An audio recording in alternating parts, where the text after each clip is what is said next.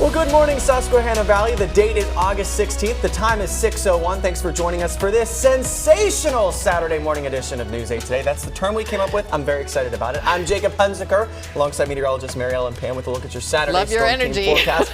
I'm feeling it today. I didn't have any coffee. This is just me, folks. I'm glad to be back at the desk. Yeah. How are you today, Mary Ellen? I'm fantastic. And how's the weather? We are starting off with a lot of cloud cover. It is quiet, though. There may be some patchy fog. And later today, we'll watch for some isolated storms.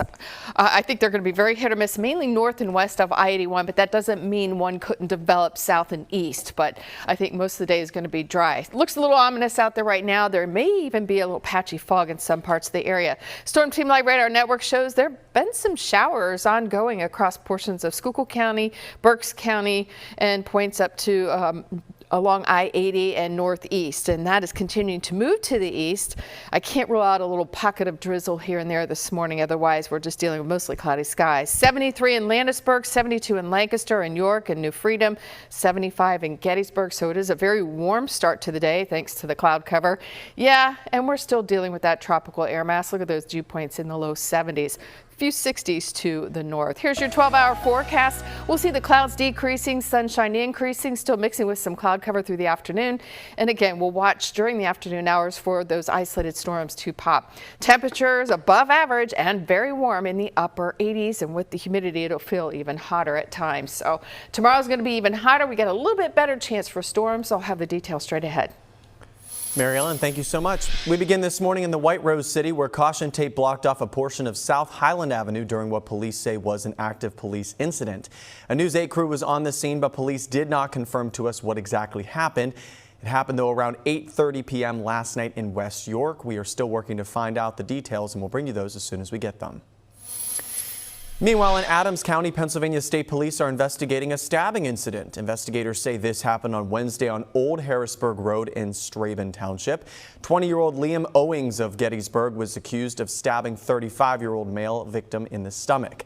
The victim was taken to York Hospital, but we don't exactly know what their condition is at this time. We also don't know what led up to the stabbing. Owings is currently charged with aggravated assault.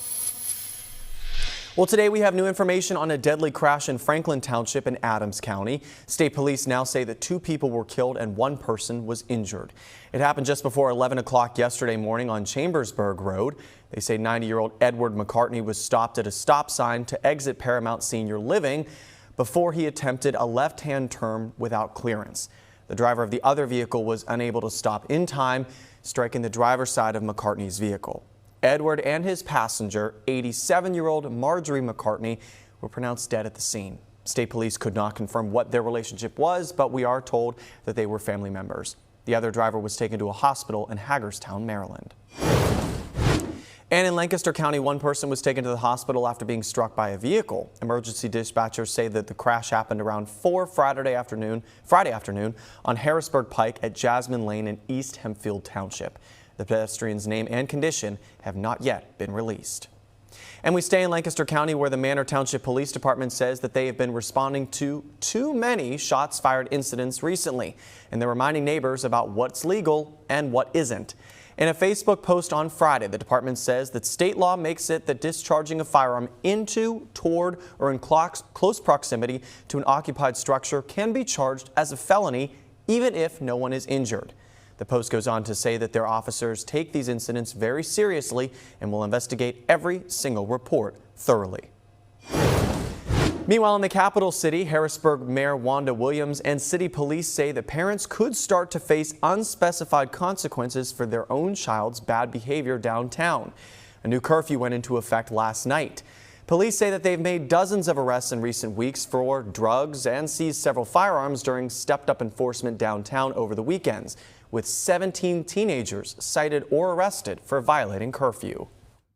It's not just Harrisburg City kids, it's kids from the West Shore, it's kids from the township, it's kids from the suburbs, but we've seen an influx of kids coming from York and other areas. In a statement to News 8, Harrisburg Councilman Lamont Jones shared that he was happy a plan was in place, but hoped the enforcement includes the whole city and not just downtown. He also said he'd like to see more restorative actions and less punitive ones, and more community involvement on these types of issues.